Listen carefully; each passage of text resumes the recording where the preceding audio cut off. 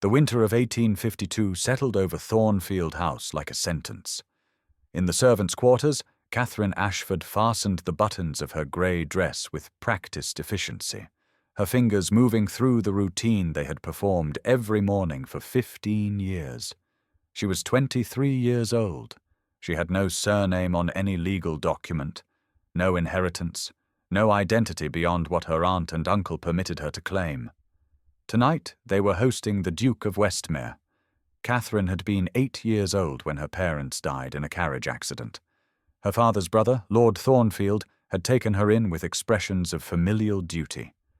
Within a month, the expressions had faded. Within a year, she was sleeping in the servants' quarters. By the time she was 10, she understood she would never leave. The dining room blazed with candles. 12 guests sat around the mahogany table, their jewellery catching the light, their laughter filling spaces Catherine could never occupy. She moved along the wall with a serving tray, invisible by design, present by necessity. Lady Thornfield sat at the table's head, her sharp features arranged in a smile that never reached her eyes. She was explaining something to the Duke, a tall man with dark hair and an expression of controlled attention. Catherine had seen him arrive that afternoon, had watched from an upstairs window as he stepped from his carriage with the easy authority of someone who had never questioned his place in the world. "More wine, Catherine," Lady Thornfield said without looking at her. Catherine approached, lifting the crystal decanter. Her hands were steady. They were always steady now. "Careful," Lady Thornfield added, her voice sharp enough to cut through the conversation. "You know how clumsy you can be." Catherine poured with precision. Not clumsy, never clumsy, but her aunt's words had the desired effect. Several guests glanced at her with mild disdain, already prepared to witness incompetence. Lady Thornfield lifted her glass, examined it as though finding fault, then turned with a sudden movement. The wine arced through the air, deep red against pale grey fabric. It soaked through Catherine's dress, cold and deliberate. "Oh dear," Lady Thornfield said, her voice rich with false concern. "How unfortunate." Laughter rippled around the table. Not loud, but present. The kind of laughter that comes easily when cruelty is directed at someone who cannot respond. Catherine stood motionless for 3 seconds, long enough to feel the wine seeping through to her skin, long enough to register the Duke's gaze, steady and unreadable, fixed on her face. Then she set down the decanter, retrieved a cloth from her apron pocket, and began dabbing at the stain with mechanical efficiency. "My apologies, Lady Thornfield," she said quietly. "You may go," her aunt replied, waving a dismissive hand. "Clean yourself up. You're embarrassing our guests." Catherine curtsied. 15 years had trained the gesture into her bones, and walked from the room. Her spine remained straight, her pace neither hurried nor slow. She had learned long ago that tears only made things worse, that silence was the only defense they could not take from her. Behind her, conversation resumed as though she had never existed. The library was dark when Catherine slipped inside at midnight.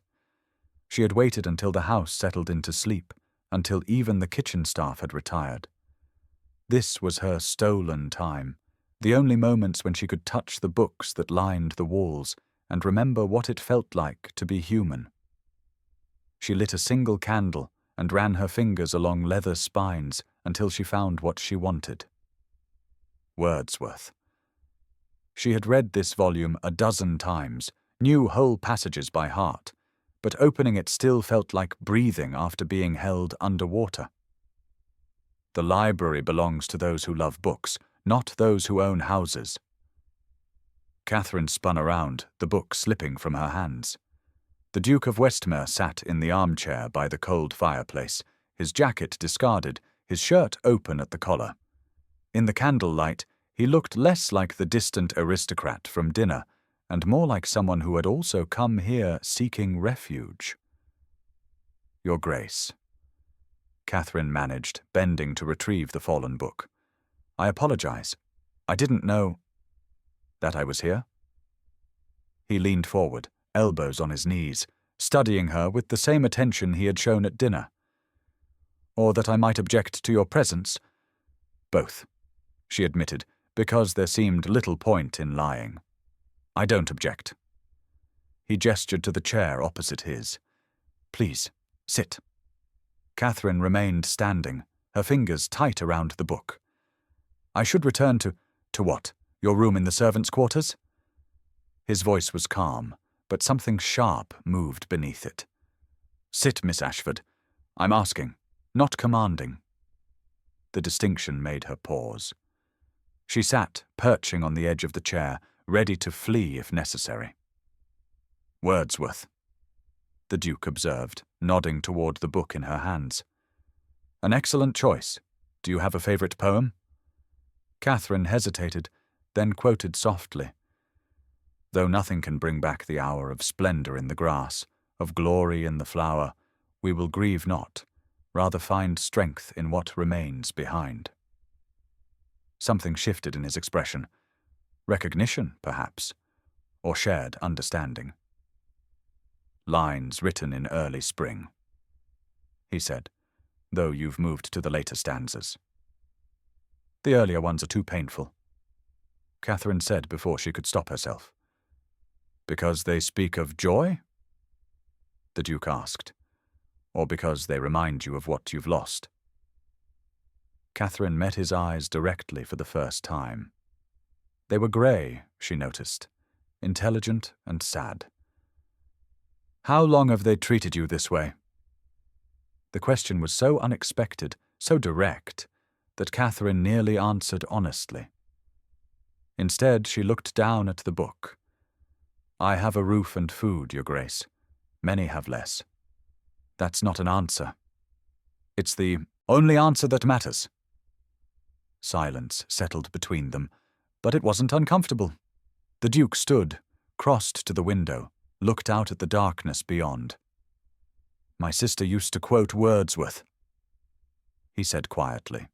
"She died 5 years ago. Sometimes I come to libraries at night because being surrounded by books makes me feel less alone." Catherine absorbed this unexpected vulnerability. "I'm sorry for your loss. And I'm sorry for yours." He turned back to her. "Because you have lost something, Miss Ashford. I saw it at dinner. You move through that room like a ghost, but ghosts are already dead. You're not yet." The word struck something deep and true. Catherine stood abruptly, needing to leave before she said something dangerous, something that might cost her the small safety she had managed to preserve. "Thank you for sharing the library, Your Grace. I won't intrude again." "You weren't intruding," he said as she reached the door. "And Miss Ashford, you deserve to be seen. Remember that." Catherine fled before she could respond. The next morning, the Duke of Westmere announced he would be extending his stay at Thornfield House for 3 additional days. "Business matters with Lord Thornfield," he explained, "required more time than anticipated." Lady Thornfield's smile was brittle as she accepted this news. One did not refuse a duke, regardless of personal inconvenience. In the kitchen, scrubbing pots with hands already raw, Catherine felt something shift inside her chest. Dangerous, foolish, but undeniable. The Duke had looked at her last night as though she were a person, as though her thoughts and feelings mattered. No one had looked at her that way in 15 years.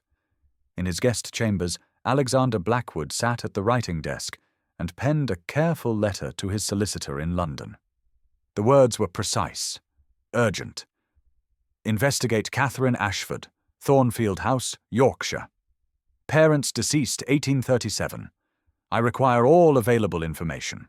Title, inheritance, circumstances of death, urgently." He sealed the letter, called for a messenger, and paid extra for immediate departure. Something about the situation at Thornfield House didn't align. A young woman of evident education and bearing treated as property? A family who displayed her humiliation as entertainment? Alexander had failed to protect his sister Charlotte when she needed him most. He would not make the same mistake twice. The following afternoon, Catherine was in the stables when she heard footsteps behind her. She turned from brushing Lord Thornfield's mare to find the Duke standing in the doorway, dressed for riding. "Miss Ashford," he said, "would you accompany me on a ride through the estate? I find I know nothing of the surrounding countryside, and I'm told you're familiar with the paths." Catherine's hand stilled on the brush. This was irregular, dangerous. "Your Grace, I don't think—" "Lady Thornfield has already granted permission," he said smoothly. Though she seemed displeased by my request, she could hardly refuse. The thought of Lady Thornfield's displeasure should have warned Catherine away. Instead, it made something reckless bloom in her chest. "I'll need to saddle—" "Already done." The Duke gestured to where a groom waited with 2 horses, both saddled. "Unless you'd prefer not to come?" Catherine looked at the open stable door, at the winter sunlight beyond, at the possibility of an hour away from Thornfield's suffocating walls. "I would be honored, Your Grace." 20 minutes later, they were cantering across the frost-hard ground, and Catherine felt something inside her unfurl. She had always loved riding. It was the one task she actively enjoyed, the one time she felt almost free. The cold air burned her lungs. Her borrowed riding habit was old and patched. None of it mattered. When they slowed near a grove of bare trees, she was smiling. Actually smiling. "You're different out here," the Duke observed. He had pulled his horse alongside hers, his gaze thoughtful, less guarded. "Out here I can almost forget," Catherine admitted, then caught herself. "Forgive me, that was inappropriate." "Why?" He dismounted, offered his hand to help her down. Catherine hesitated, then accepted. His grip was firm, steadying her as her feet touched ground. For a moment they stood close enough that she could see the fine lines at the corners of his eyes, the shadows beneath that spoke of sleepless nights. "Because I shouldn't speak of personal matters to someone of your station," she said. My station. Alexander, she had heard the servants use his given name, released her hand slowly. "What if I told you I care nothing for station, that I'm more interested in understanding who you are?" They walked together through the trees, leading their horses. Catherine's heart beat too fast, warning her to be careful, but careful had kept her alive for 15 years without truly living. "Before my parents died," she heard herself saying, "we lived in Kent. My father was a gentleman of modest means, but we were happy. I had a governess. We read together every evening. My mother played the pianoforte." The memories hurt, sharp and sweet. "I was 8 when they died in a carriage accident. My uncle came to collect me. He said I would be cared for, that I was family." "What happened?" Alexander asked quietly. "Within a month, I was sleeping in the servants' quarters. Within a year, I understood I would never leave." Catherine stopped walking, turned to face him.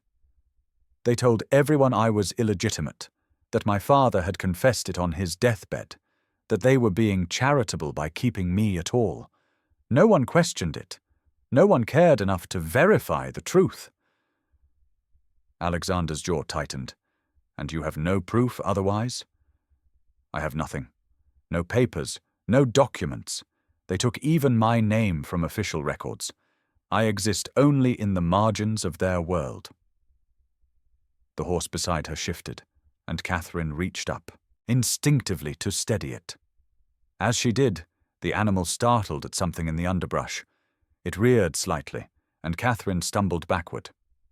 Alexander caught her, one arm around her waist, the other grasping her elbow. For a heartbeat, they were pressed together, his breath warm against her temple. Catherine felt the solid strength of him, smelled soap and leather, and something indefinably masculine. "Are you hurt?" he asked, not releasing her immediately. "No," Catherine managed, Her voice sounded strange to her own ears. "Thank you." He stepped back slowly, as though reluctant. "Miss Ashford, I must ask you something. If you could go anywhere, do anything, what would you choose?" The question was so unexpected that Catherine answered honestly. "I would find out who I truly am. They took my parents, my inheritance, my future. But the worst theft was my identity.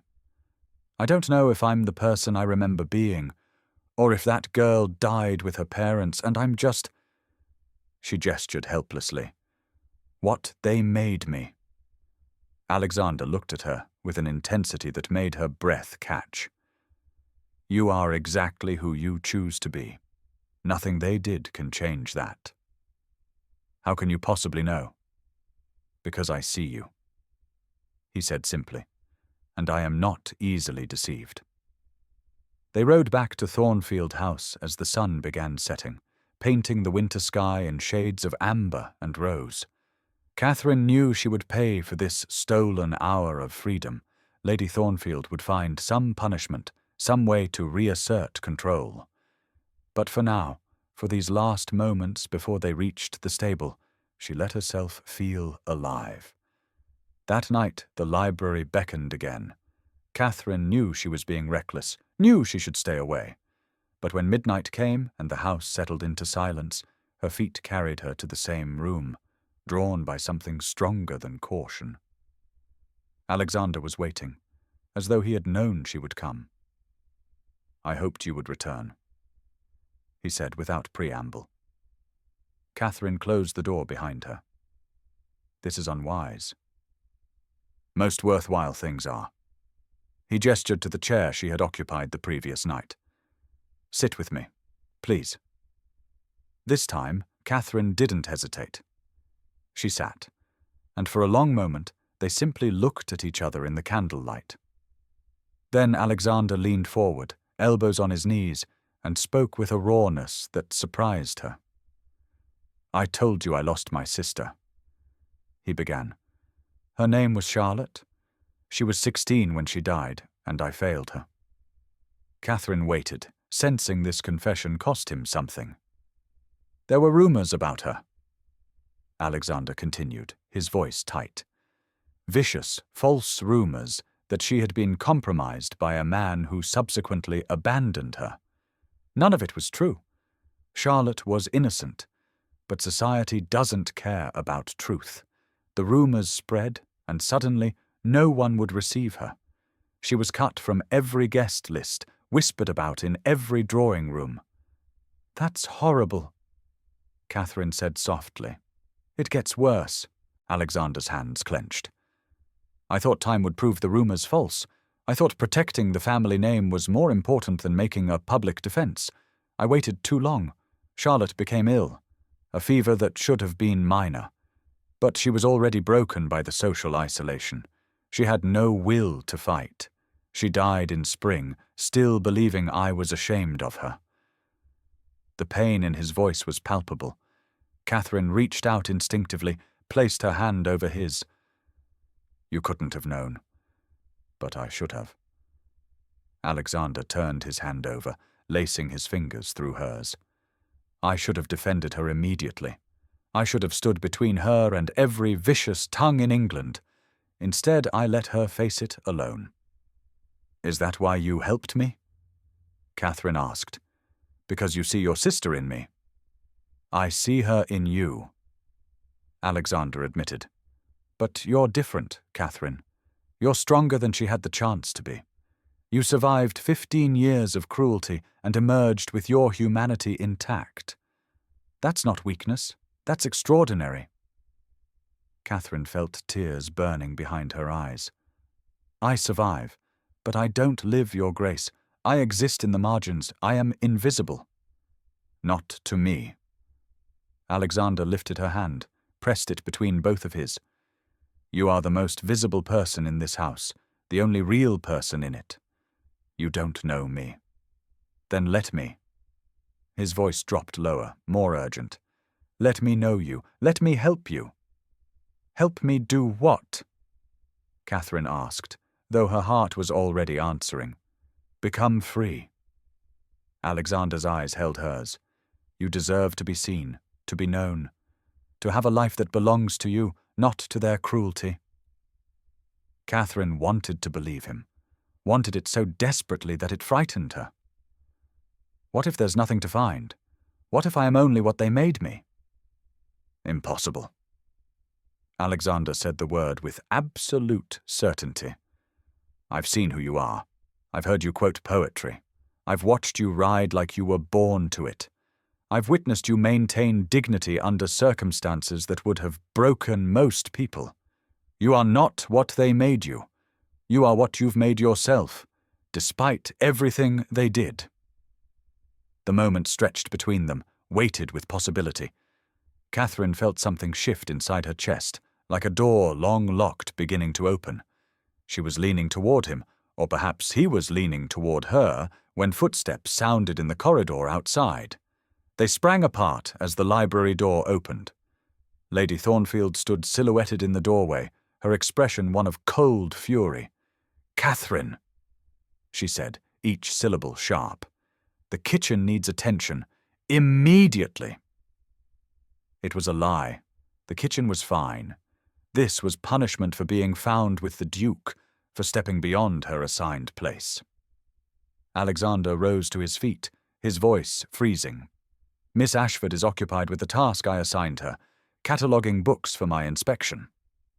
Lady Thornfield's smile was poisonous. "How thorough of you, Your Grace, but surely such tasks can wait until morning?"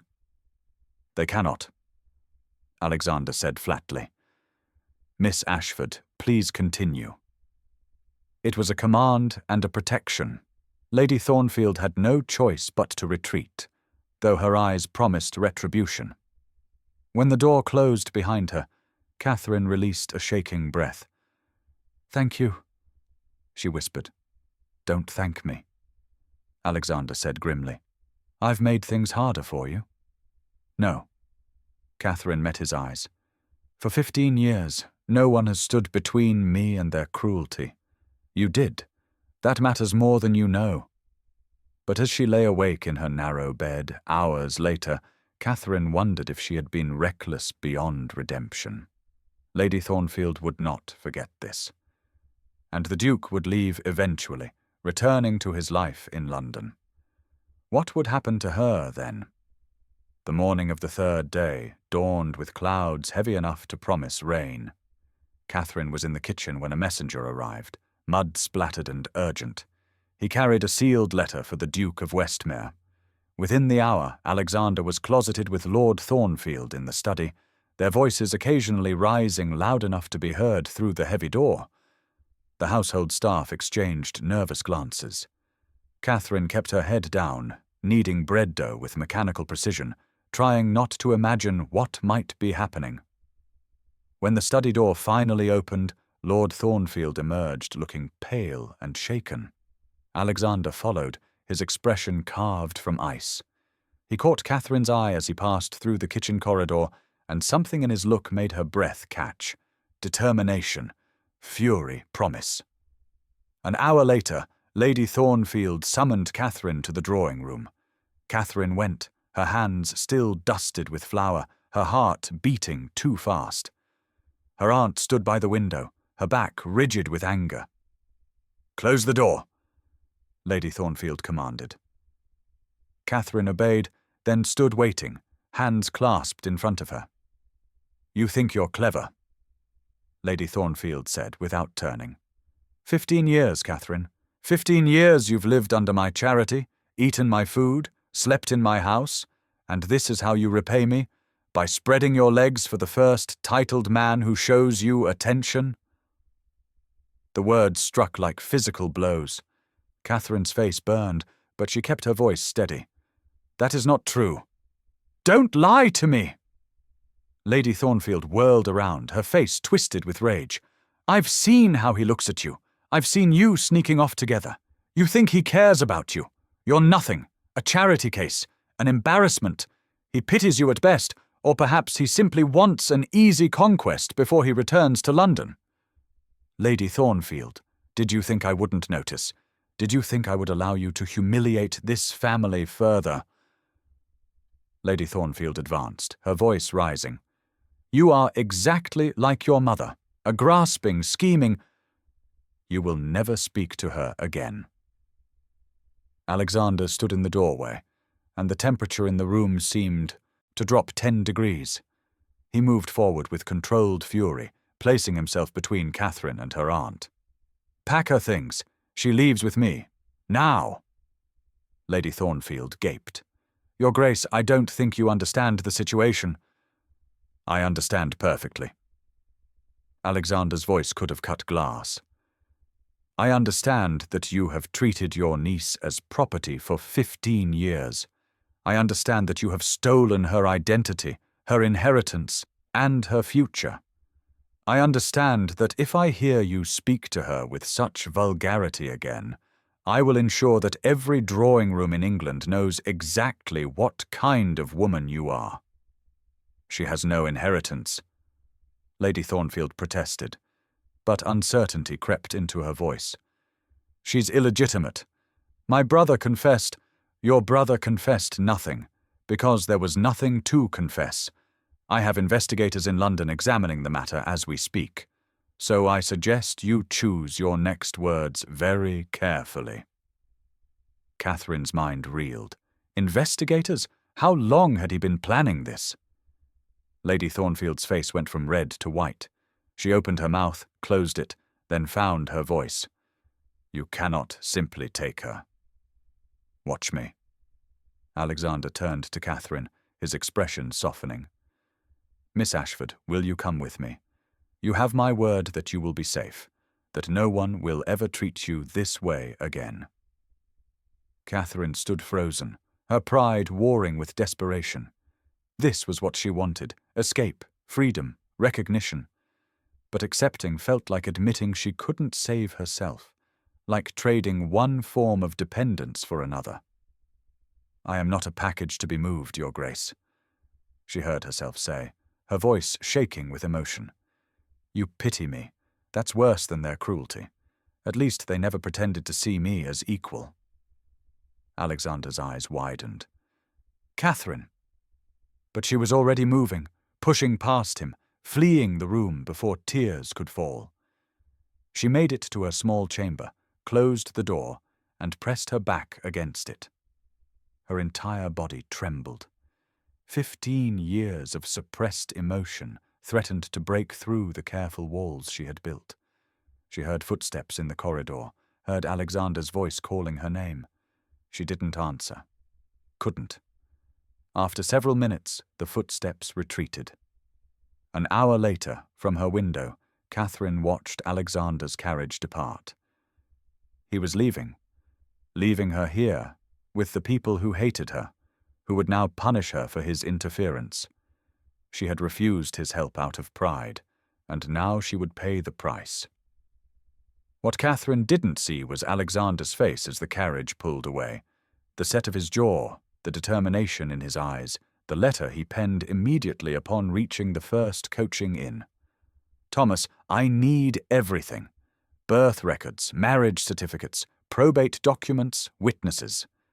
I need irrefutable proof of Catherine Ashford's identity and inheritance. Money is no object. Time is critical."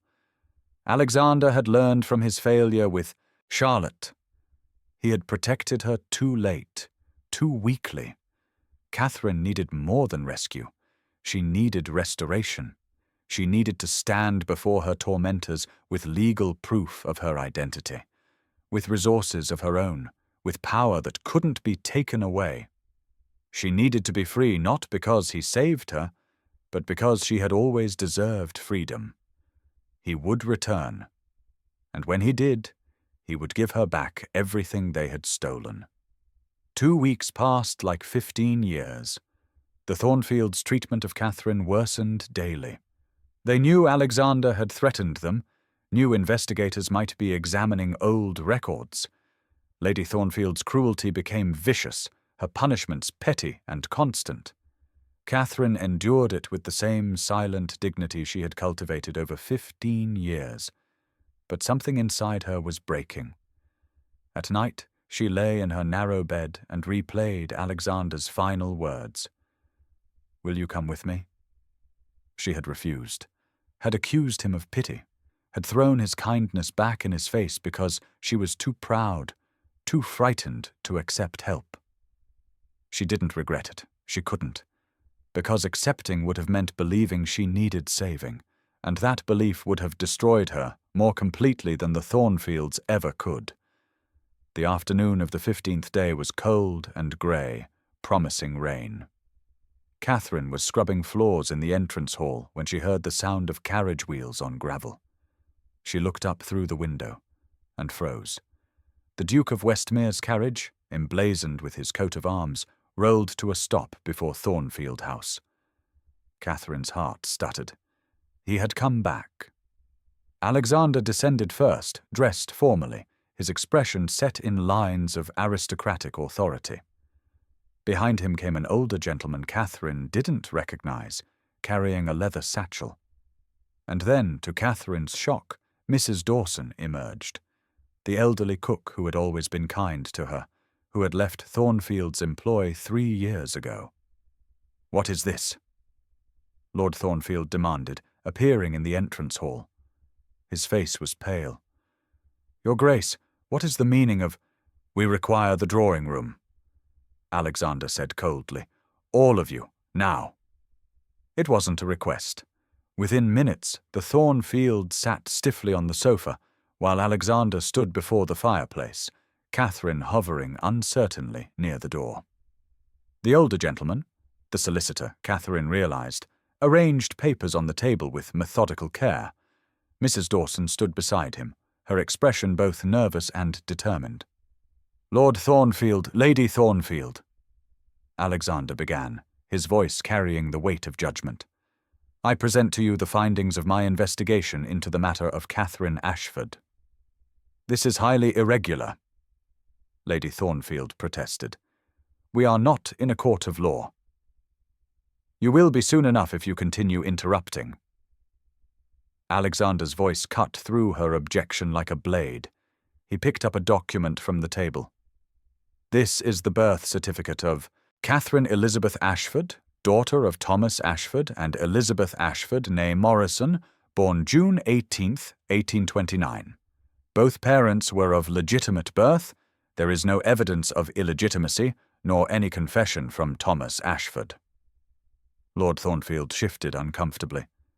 "My brother told me—" "Your brother told you nothing, because he died instantly in the accident," Alexander interrupted. "Your wife, however, saw an opportunity." He lifted another document.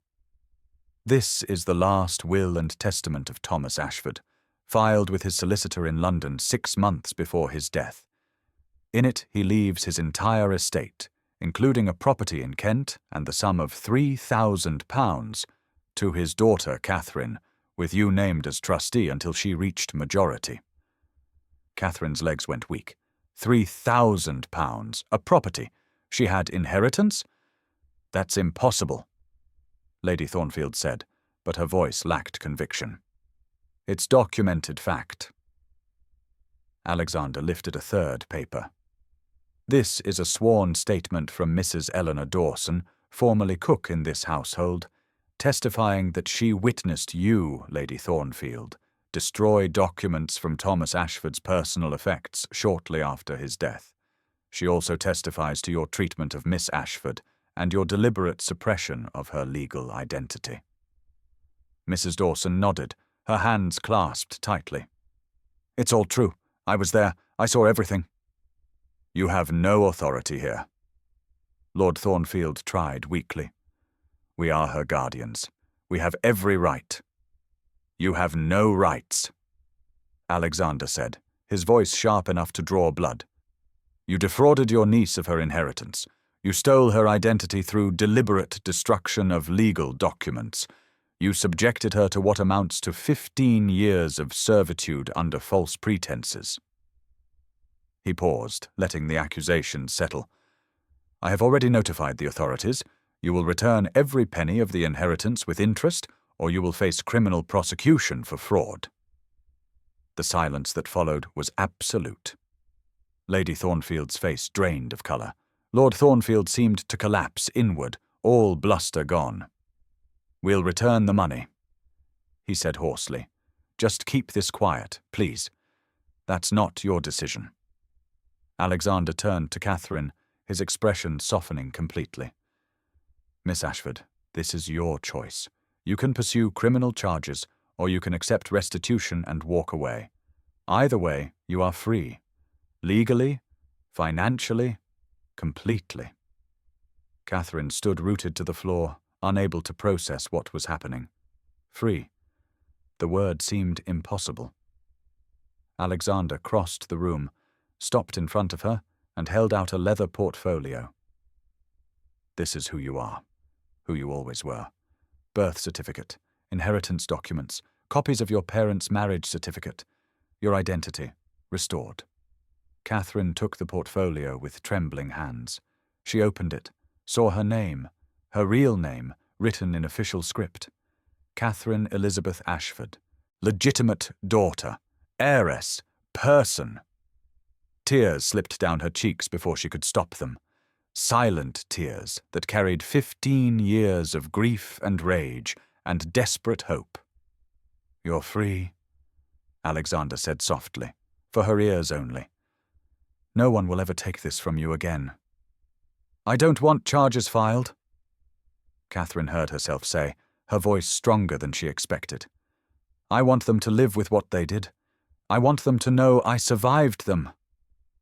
She turned to face her aunt and uncle, saw them small and pathetic in their expensive drawing room. "You made me invisible.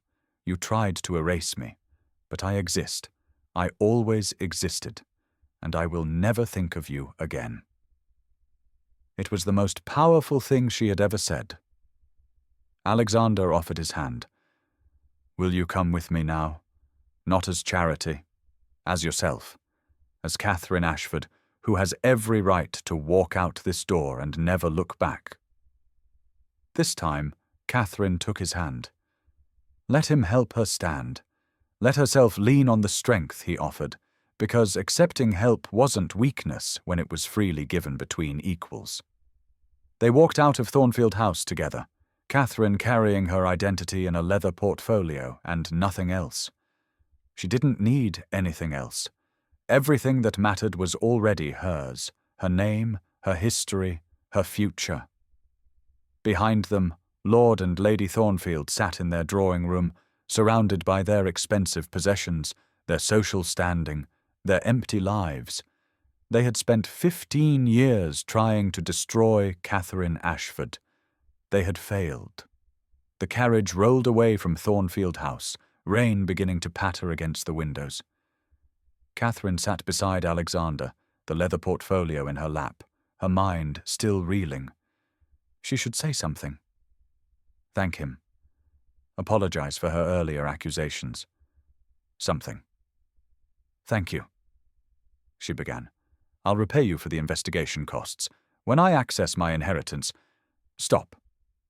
Alexander's voice was gentle but firm. He shifted to face her fully. "I didn't do this for gratitude.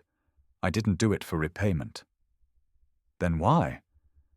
Catherine asked, though her heart was already whispering the answer. Alexander was quiet for a moment, his eyes searching her face as though memorizing every detail. When he spoke, his voice carried a vulnerability that made her breath catch. "Because I love you." The words hung in the rain-dimmed air between them. Catherine's hands tightened on the portfolio, her mind blank with shock. "I've spent 15 years frozen," Alexander continued, not letting her interrupt. "Frozen after losing Charlotte, convinced I didn't deserve to feel anything, that caring for someone only gave life power to hurt them. I built walls so high that I forgot what it felt like to be human." He reached for her hand, his touch warm and solid. "Then I saw you, invisible to everyone else, impossible to ignore for me. Alexander, let me finish." His grip tightened. "You were everything I had stopped believing existed. Strong without hardness, surviving without surrendering, dignified without pride. You read poetry in secret. You smiled when you rode like you were flying. You faced cruelty every day and never lost your humanity." His voice dropped lower, intense. "You taught me that surviving with grace is braver than anything I've ever done. You made me feel again." Catherine felt tears streaming down her face. "You don't love me. You love the idea of saving." "No." The word was absolute. "I love the woman who quoted Wordsworth in a library at midnight. I love the woman who refused my help because she needed to be seen as equal, not rescued. I love your strength, your intelligence, your impossible kindness after everything you endured." He paused, his eyes holding hers. "Catherine Ashford, I am asking you, not as Duke, not as the man who restored your identity, but as Alexander Blackwood, who wants to spend his life knowing you, learning you, loving you. Will you marry me?" The carriage wheels rattled over country roads. Rain intensified, drumming against the roof. Catherine looked at the man before her, saw the vulnerability in his eyes, the hope barely restrained. "I have nothing to offer you," she whispered. "You have everything I need." Alexander lifted her hand to his lips, pressed a kiss to her knuckles. "Your heart, if you'll give it. Your laughter, if you'll share it. Your future, if you'll let me be part of it. Say yes, Catherine." Catherine looked at him through tears, at this man who had seen her when she was invisible, who had fought for her when she couldn't fight for herself, who was now asking, not commanding, for her love. "Yes," she whispered. The word was barely audible over the rain, but it was enough. Alexander pulled her close, and she went willingly, letting herself be held for the first time in 15 years. His arms were solid around her, his heartbeat steady beneath her cheek. "Yes," she said again, stronger this time. "Yes, I'll marry you." Alexander tipped her face up with gentle fingers. "You're certain? You can have time. You can have anything you want." "I want this." Catherine met his eyes directly. "I want you." He kissed her then, soft and careful, as though she were something precious. Catherine had never been kissed before, had never been touched with tenderness, and the gentleness of it broke something open inside her chest.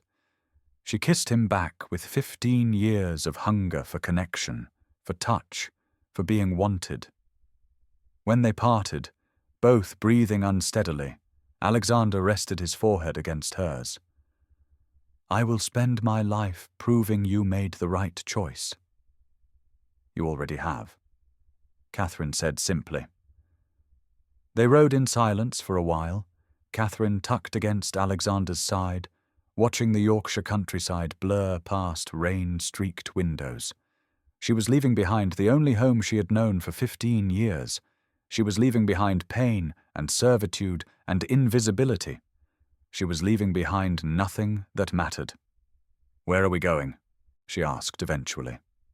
"Blackwood Manor," Alexander replied. "My home. Our home, if you'll have it."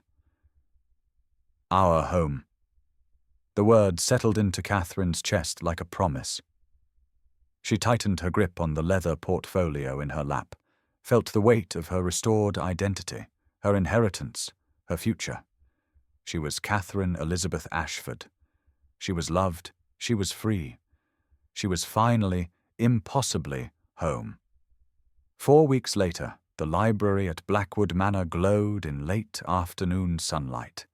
It was 3 times the size of Thornfield's library, with floor-to-ceiling windows overlooking gardens that sprawled toward distant woods. Catherine stood by those windows now, running her fingers along leather-bound spines, marveling at the casual wealth of having so many books, so much space, so much time to simply exist. She wore a dress of deep blue silk, tailored to fit her perfectly. Her hair was arranged elegantly, held with silver pins. She looked like what she was, a woman of means, a duke's betrothed, someone who belonged in rooms like this. but the wonder of it hadn't faded. Might never fade. She heard footsteps and turned to find Alexander in the doorway, watching her with an expression of quiet contentment. He had shed his jacket, his shirt open at the collar, looking more relaxed than she had ever seen him at Thornfield. "What are you thinking?" he asked, crossing the room to her. "That I'm happy," Catherine said honestly. "That I didn't know happiness could feel like this, quiet, safe, real." Alexander wrapped his arms around her from behind, resting his chin on top of her head. They stood together, looking out at the gardens where spring was beginning to emerge from winter's grip. Green shoots pushed through dark earth. Trees showed the first hints of buds. Everything was beginning again. "Regrets?" Alexander asked softly. Catherine leaned back into his warmth. "Only that I didn't meet you 15 years sooner. That my parents didn't live to see me now. Then we wouldn't be who we are." Alexander's arms tightened around her. "You wouldn't have your strength. I wouldn't have learned what it means to truly see someone. We're right for each other because of what we've survived, not despite it." Catherine turned in his arms, looked up at his face. "When I was 8 years old, the night my parents died, I remember thinking my life was over, that I would never be happy again. I was right, in a way. That life did end, that Catherine did disappear." "She didn't disappear," Alexander said, touching her face with gentle fingers. "She was just waiting, surviving until the world caught up to who she was meant to become." "And who is that?" Catherine asked. "Mine," Alexander said simply, "if you'll have me. My equal, my partner, my love." Catherine smiled, the full, unguarded smile that still felt new and slightly dangerous. "I will. I do. I am." He kissed her then, slow and deep, and Catherine kissed him back with all the joy of someone who had been invisible for 15 years and was finally, gloriously seen. When they parted, Catherine rested her head against his chest, listening to his heartbeat. Through the window, she could see the gardens stretching towards the horizon, full of possibility and new life. Somewhere in Kent, a small property waited for her, her inheritance, her parents' legacy. Somewhere in Yorkshire, the Thornfields lived with the knowledge of what they had done and what they had lost. But here, in this library filled with books and sunlight, Catherine existed, truly existed. Not in the margins, not as someone's property or project or problem.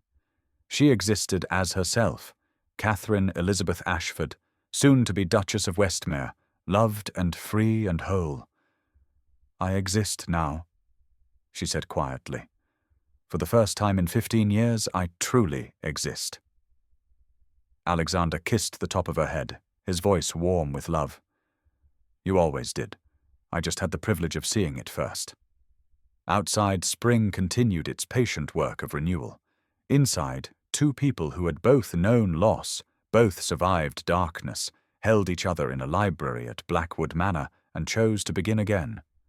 Together, as equals, as lovers, as two people who had found in each other exactly what they needed to become whole.